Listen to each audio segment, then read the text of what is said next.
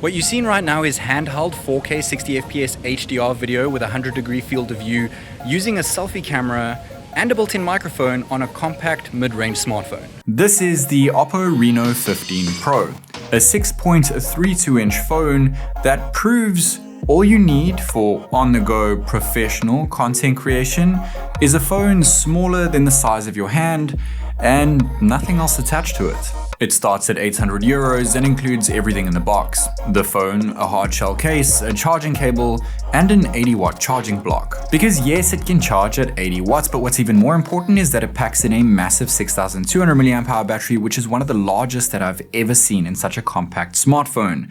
And that's definitely going to help keep things running when it comes to the most important thing about this phone: its cameras. It has a 200 megapixel main camera and triple 50 megapixel sensors for the ultra-wide, telephoto, and selfie camera. And that selfie camera isn't just your typical sensor, it's an ultra-wide selfie camera with a 100-degree field of view. A lot of people ask me what gear I recommend if they were just starting up on YouTube. And my answer is always the same: just use your phone. Because honestly, what's the point of sinking a fortune into something that you may or may not be good at? I mean, I started with a phone, and phones have evolved so much that this single compact smartphone can be used for vlogging, B-roll, editing, voiceovering, and posting.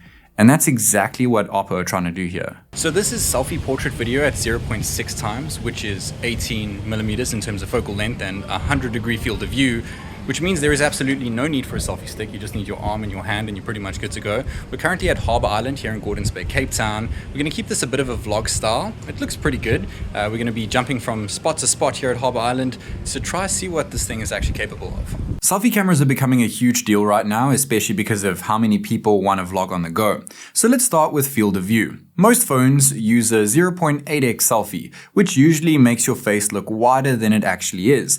The Reno15 Pro features a 0.6x hardware level ultra-wide sensor, which creates more natural proportions, better framing, and more what you see is what you get kind of look. The Reno really focuses on the subject, so when cropping in, you can immediately spot the difference in terms of sheer detail. It produces better tonal range, more accurate colors and white balance, and overall the subject comes out across as more welcoming. 0.6x selfie hardware is very uncommon for even flagships, but the Reno manages to include it without any unwanted edge distortion, and you get all that extra field of view to show off the background more. By the way, the Reno15 Pro is almost half the price of the phone on the left. All three of these pics were taken on the Reno, and while you can take 0.6x photos and videos, there's also an option for 1x and even 2x zoom in case, say, you like to create makeup tutorial videos, for example. There's of course portrait mode too, and it does a superb job of naturally blurring the background with pinpoint edge detection around the subject. This is helpful for when you're trying to get your audience to engage with you instead of your surroundings. Alright, now let's get into some creative features that the new Reno series has to offer. I took this selfie with imperfections to test the device and see how easy it would be to fix it up in post. You can edit images on the go directly within the Photos app, and this is where you'll find all the AI editing tools. You can remove reflections and unblur images, but we don't need that here. First, we use something called Perfect Shot, which lets you choose different expressions of the same person, and this helped fix my closed eyes. Next, we used enhanced clarity because, I mean, why not? Then we used AI Portrait Glow, which simulates the effect of a professional light source like a ring light, a studio light, and more, and automatically chooses what suits this shot the most. And lastly, we used AI Eraser to remove the person in the background with one tap. The result speaks for itself, and before you say my face looks artificial, it does, because that's the effect I was going for. If you would like it to look more natural, you can dial back things like enhanced clarity and maybe even reframe the subject using AI Recompose. Alright, so now we're going to take our edited selfie along with two motion photos I took with the main and ultra-wide cameras to create a very unique collage. In the Photos app, you can select the images you'd like to include, tap Collage and Motion, and select Motion Collage.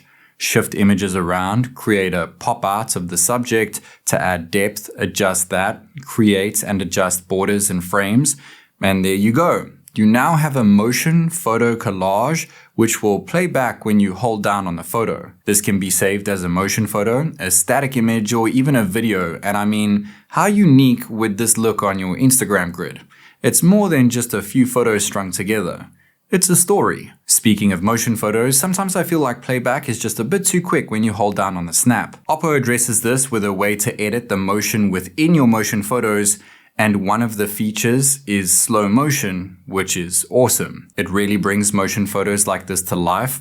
To be honest, I don't really use motion photos personally, but with features like this, it might actually make sense to start. In terms of actual slow motion, you can use the rear main camera to capture 720p 960 fps, or my preference, 1080p 480 fps slow-mo video, and it looks unreal when you pair motion with static objects. Alright, so there's also a dual video mode, of course. You can change having different layouts and stuff. Right now we just have it 50-50 split, so you can see what's happening in front of you and what's happening behind you as well.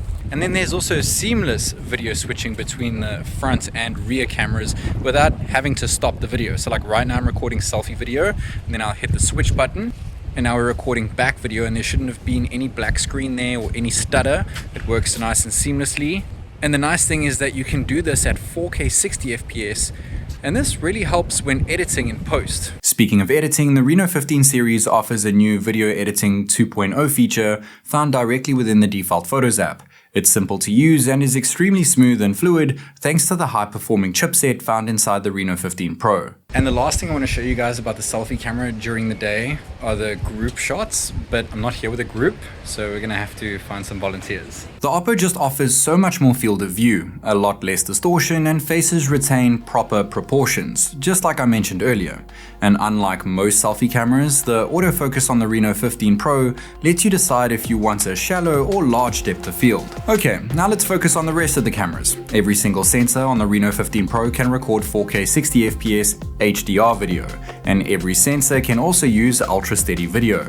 Let me know what you think of this 4K 60 fps HDR ultra steady ultra wide video. High-res native resolution images can be taken across all cameras without hesitation, and thanks to clever post-processing, this ultra-wide shot comes out near perfect in terms of color accuracy and white balance. 4K 60 fps video with the main camera comes out incredibly smooth even without ultra-steady mode enabled, thanks to fantastic optical image stabilization.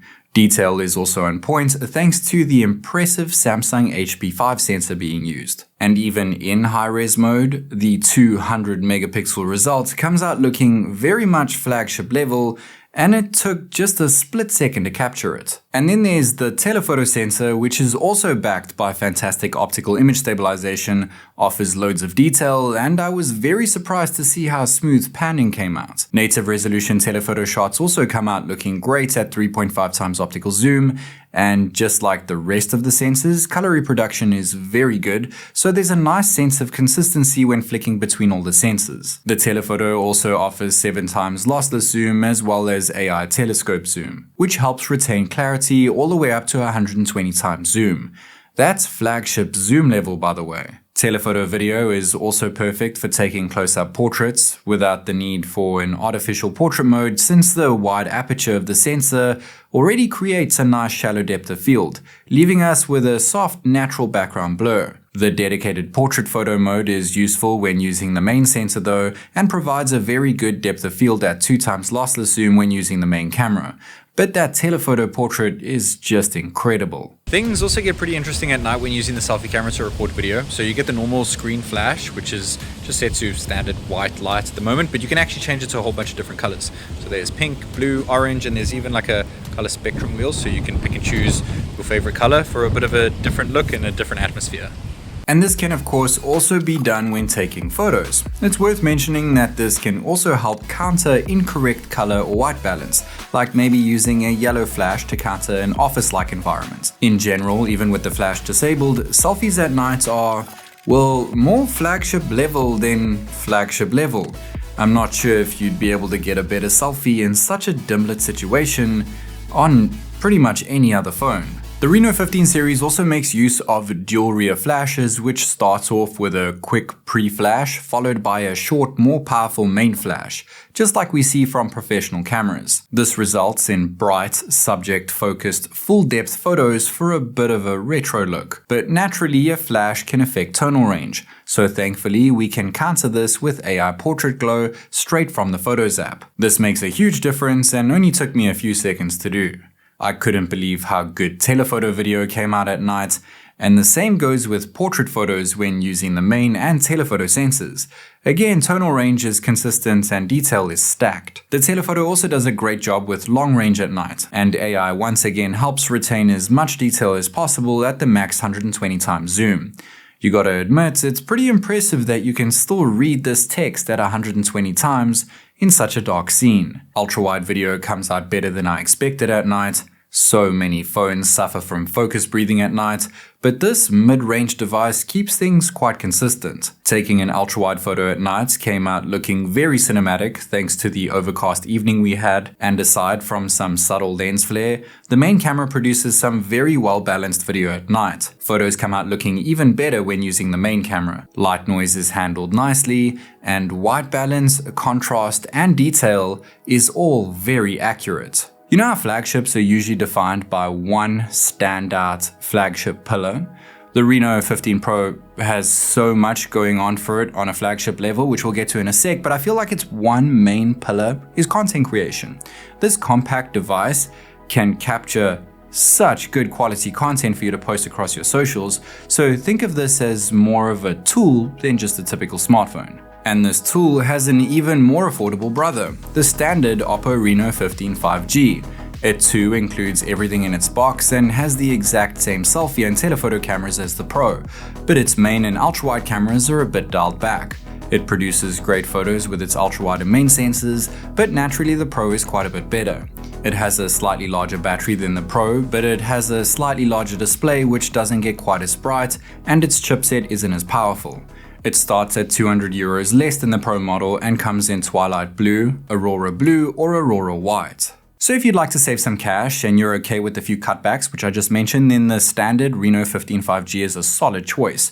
If you'd like the Pro, but you want a bigger display, then there's also the Reno15 Pro Max. Same exact phone, it's just bigger and throws in wireless charging. But our main focus here is the compact Reno15 Pro, and it comes in dusk brown or Aurora Blue. I have it in Aurora Blue, which mimics the northern lights, and it has a very unique looking effect when shifting the backplate around. And I've often found myself using this as a bit of a stress reliever. The back cover is a single piece of glass flowing directly into the camera module, which has a subtle star-like effect. And OPPO spared no expense when it comes to waterproofing your new vlogging tool. There's now an IP66, IP68, and IP69 dust and water certification, and there's even a dedicated underwater photography mode found directly in the camera app. The glass back is completely flat, so are the aluminum frames, and the Gorilla Glass 7 eye protected screen is also flat.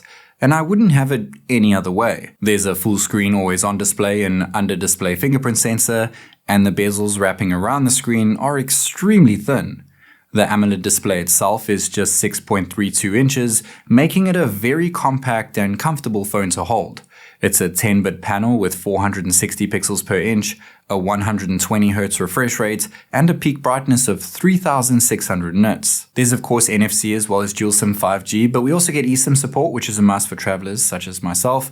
And to round off this experience, the device comes with ColorOS 16 skinned over Android 16 out the box, and we also get 5 years of major OS updates and 6 years of security patches. Software itself is the same as their more expensive Find X9 Pro, so visual elements have improved along with animations and fluidity. Speaking of, OPPO promises 6 years of fluency protection for the Reno15 series, meaning for the next 6 years, they will feel just as smooth as they did on day one. There's plenty ways to customize your device, large folders are present, we of course get full Google integration, and there's plenty AI features packed in as well with things like AI search and Mindspace, which is one of my favorites, where you can have your phone analyze your screen and attach voice memos and create transcripts based on your screen content. This is all saved within the Mindspace app, and since Google and OPPO now work so closely together, Gemini and Mindspace works hand in hand, meaning that Gemini now has full control of Mindspace, and Now, OPPO have also allowed Gemini, Google that is, to take control of OPPO's default apps, which is actually a really big deal. It's very cool to see this relationship. Now, another big thing is that you can actually natively share files between your OPPO device, any OPPO Reno15 series device, and an iOS or a macOS device. And the cool thing with this is that you can actually copy and paste text between these devices, which is a huge plus for me and for students and pretty much anyone else in the world. I do it every day.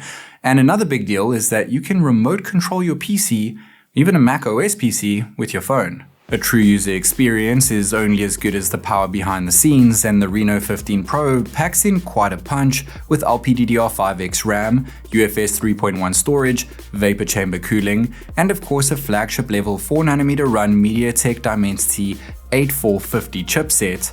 So naturally, benchmark scores are impressive, but more importantly, gaming is a priority for this device. There's a game window to adjust performance settings, enable bypass charging, game capture for flashback recording, and even system stats to be able to see real-time FPS. In terms of actual performance, I was very happy to see that one of my favorite PC ported games, Delta Force, could run at a smooth 120 FPS without any issues. And I was very surprised to see the device average close to 60 FPS in Wuthering waves on maxed out settings, which is pretty much the benchmark for mobile gaming. Haptic feedback is also top notch, and so are the very well balanced dual speakers. Time for some hot action! Okay, so let's wrap things up. The OPPO Reno15 Pro is a flagship level compact smartphone that checks all the right boxes. It might not have a flagship chipset, but it plays games very well, and the balanced speakers and immersive haptic feedback add to that experience. It offers an incredibly fluid software experience with some actual useful AI features. There's eSIM support, a bright and colorful compact display with very thin bezels, a solid build with waterproofing, and a very punchy design. It might not have wireless charging, but it has extremely fast 80-watt wired charging and houses one of the largest batteries seen in such a compact phone, at a whopping 6,200 mAh. But all of these specs are just impressive smartphone specs. OPPO is pushing this as a creation tool, and while these specs are impressive, they're just there to complement the most important thing about this phone, its camera system. And while it does take impressive photos and videos, it's also built with content creation in mind. Are you into vlogging? Well, there's a 100-degree field of view ultra-wide selfie camera that can film 4K 60fps HDR video. Are you into action sports? Well, this phone can shoot ultra-steady video at 4K 60fps across all of its sensors. Are you into makeup? Well, the selfie on this can zoom in by 2 times.